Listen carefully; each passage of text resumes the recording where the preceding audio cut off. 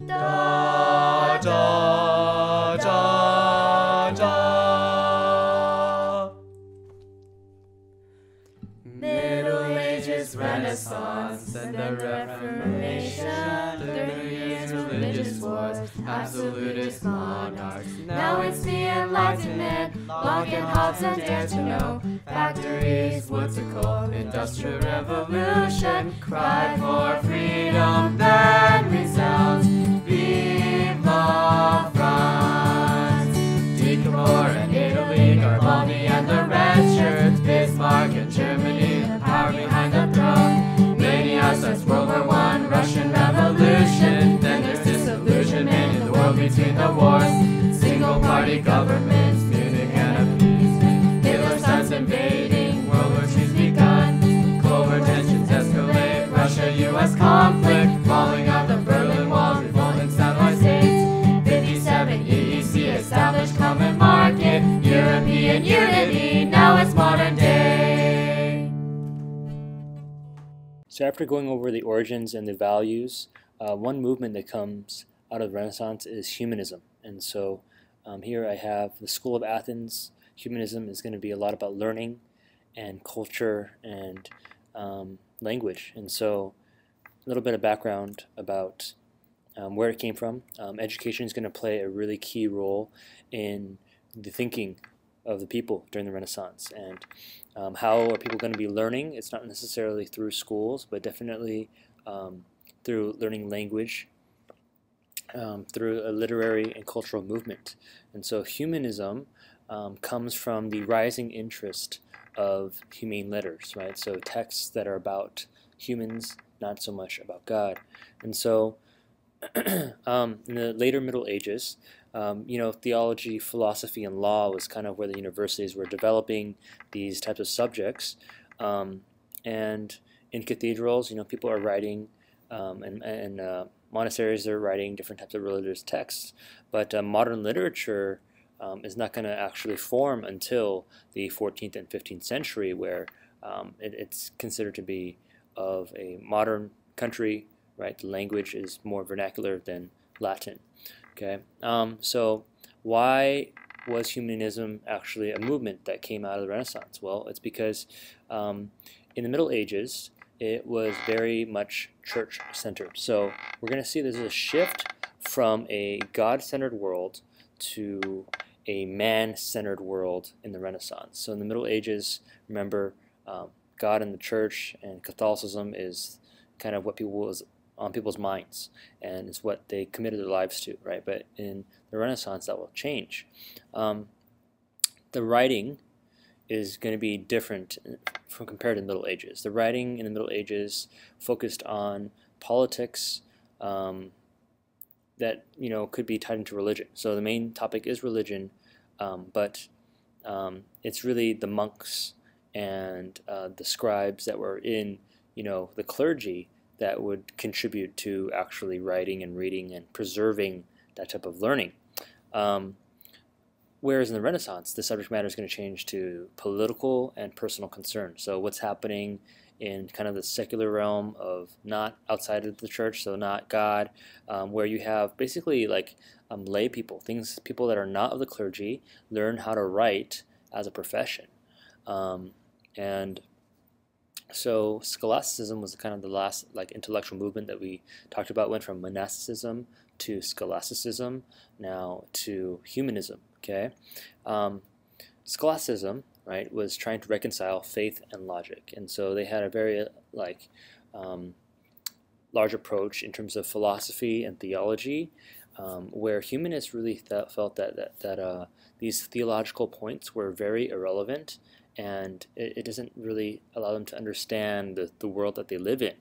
Okay, and so humanists want to say, what does the human have to do with their lives in this world? And so very much were they inspired by the classics, right? And I'm going to go over this a lot. I'm going to reinforce this. Okay, the Renaissance, we're always looking to the intellectual life of antiquity, right? The antiques, of where the monks, though they're the ones who actually handled, right, these ancient texts of Greek and Latin, and they were, manuscripting, right? They were like transcribing it, copying it by hand. That's where they preserved it, but that's where they're going to take hold and say, you know what, no longer it's just going to be held by the monks, but all of society can learn. Okay, so that's kind of the background. Let's talk about how did humanism impact and influence from that point.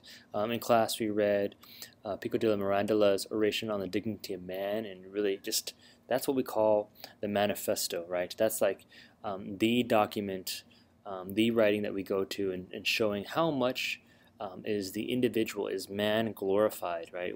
What is man's dignity and role in this world? And just believing that man has no limit, that their development is based upon their own fate, and they decide what they want to do and how they can kind of transform and evolve in that way.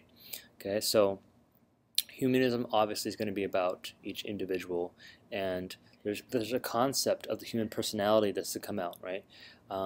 There's going to be an emphasis on how each individual is so unique, and each individual is worthy to be looked at and then examined. History is going to be coming out of humanism, right? And how does history come about? Is that they're studying not just like events, but they're looking at the processes of change, and the idea of progress is going to come, and that's what they're going to focus on history. Okay, so like how has progress come from the Middle Ages since that time and coming back? Science is also connected to humanism in the sense where Renaissance thinking, humanist thinking was nothing should be accepted as true unless it is proven so. So that's very much scientific, right, in experimentation. Whereas religion really held to the emphasis of the individual conscience, right? I believe that this is true because it's according to my conscience. Okay. Art is going to be impacted by humanism because the interest of the human body, as the Greeks did with sculpture, right, that's going to replicate too, and the emotions upon a human's face and how the features of human body parts and facial structures and all that kind of stuff comes together in art to be highlighted. In politics, the idea of a sovereign state on its own, as opposed to just being part of Christendom. Right, we talked about how the community of Christendom was what gave the unity throughout Europe, right? That identity throughout Europe. But this is where politics is going to take shape in establishing modern nationalities and saying this is one nation state. They have their own identity in that same way, and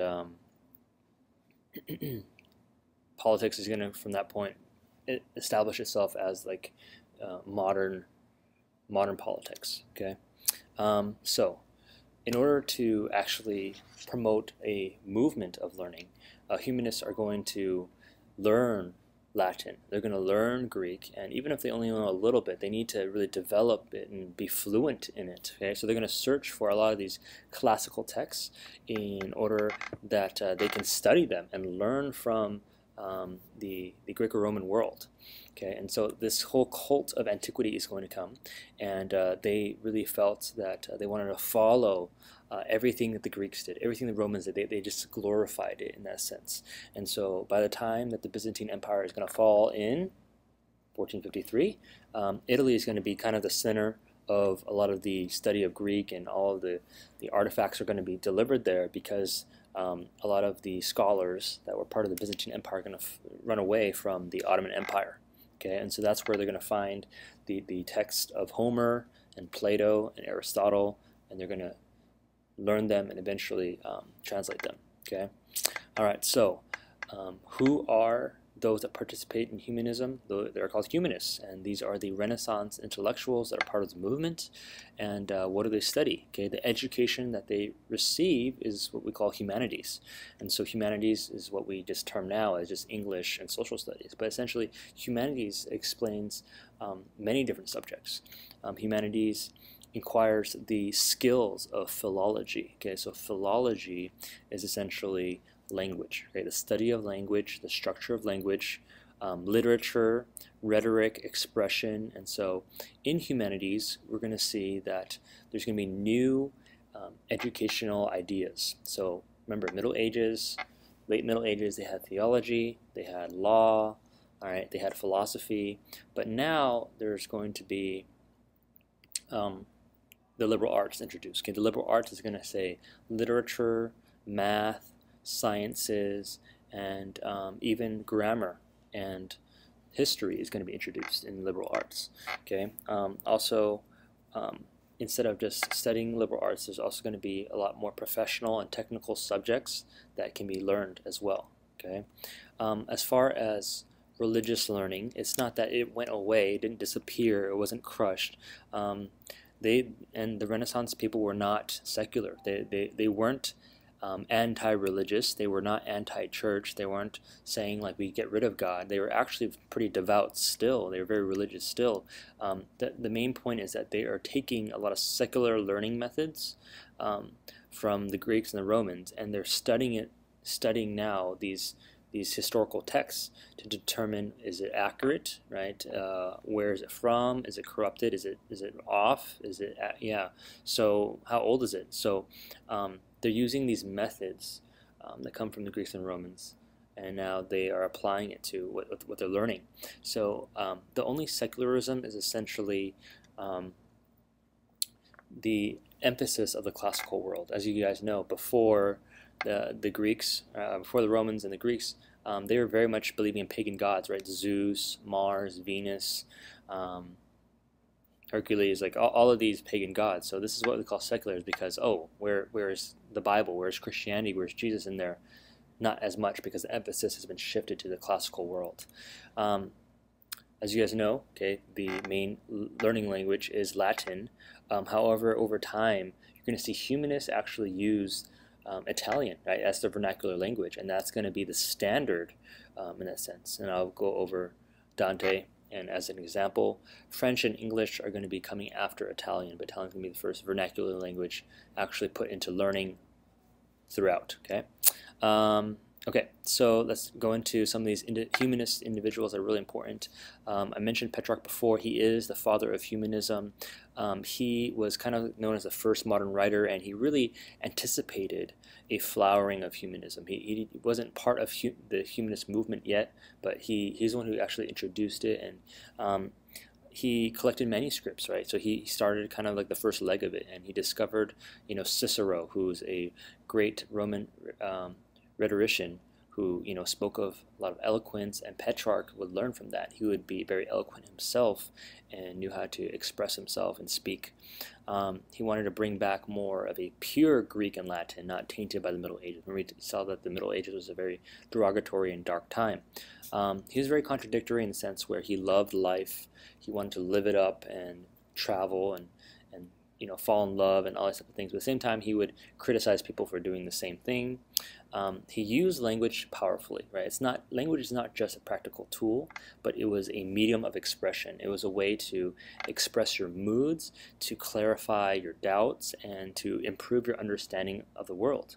And so he would raise a lot of questions of how humans should adjust to the world around them, what is a good life, and how should you live your life. Okay, so one quote is, "Knowledge of self is the first step of understanding others." Okay, it's really deep, right? It's really deep. Knowledge of self is the first step of understanding others. And so in order to understand the world around you, you must learn about yourself first. So you want to celebrate kind of being a human and learning, and use language to describe your expressions and how you feel. Okay, all right, so the trio that comes from Florence, right? We're talking about Florence as the birthplace of the Renaissance. Petrarch, Dante, and Boccaccio. Dante writes Divine Comedy, and this is significant because it's written in the vernacular. As you can see here to the right, we have Dante holding a copy of Divine Comedy, and it's a metaphoric painting just like his book was, right? So next to him, he has the entrance to hell.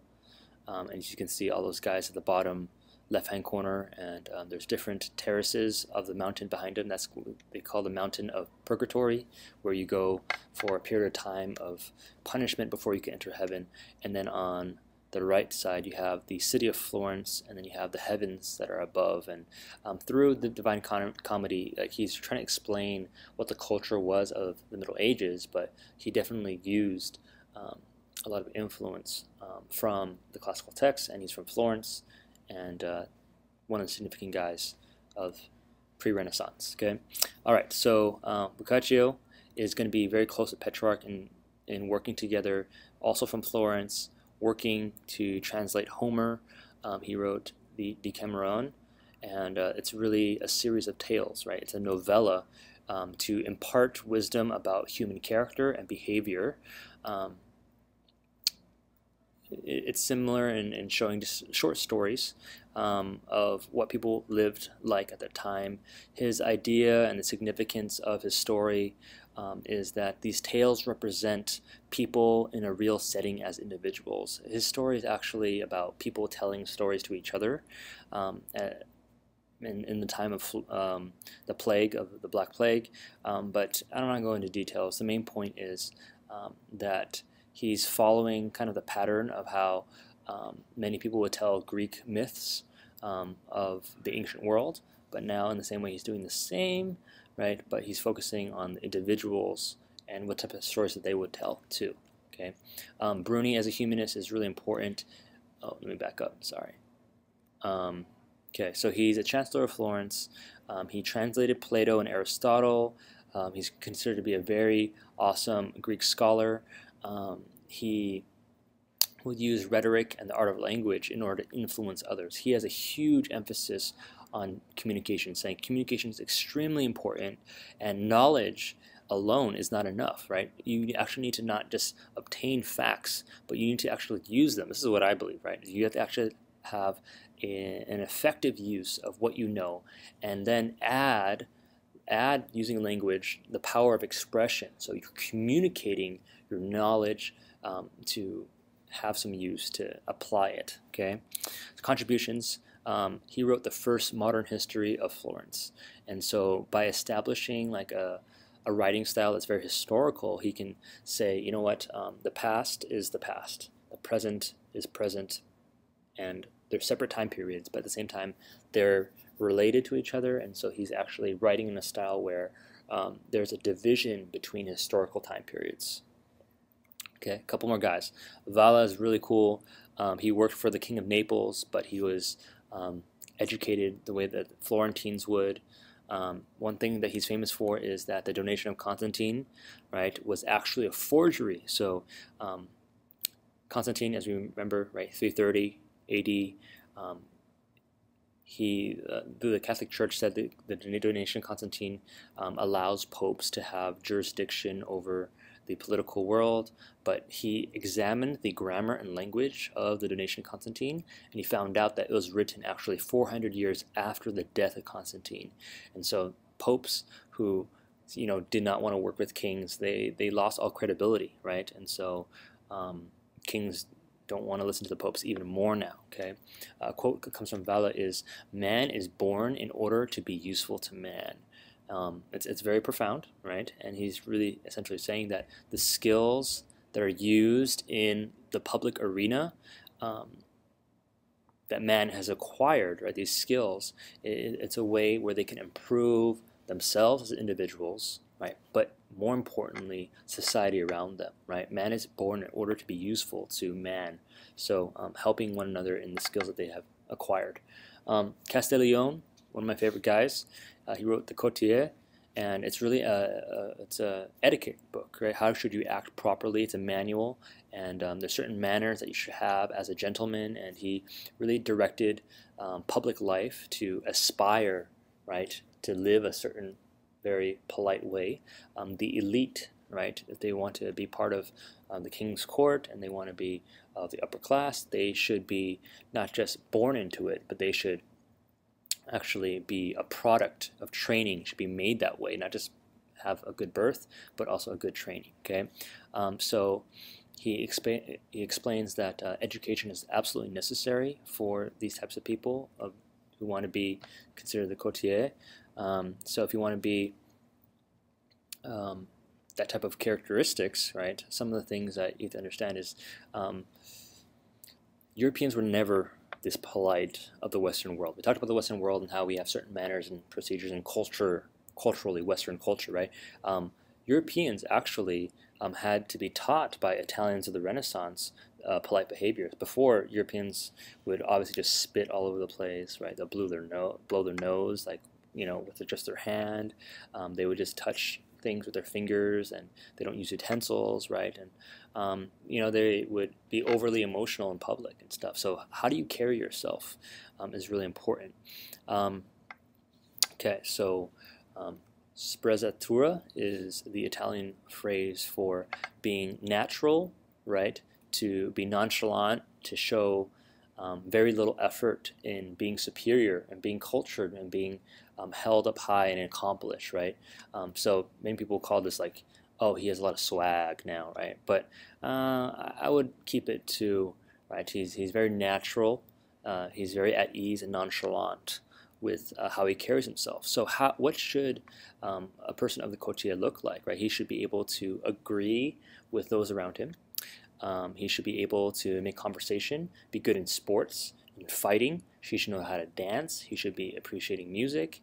He should know Latin and Greek. He should be well read. He should be educated, right? He should show like some familiarity with learning, but at the same time, don't be like a super nerd too.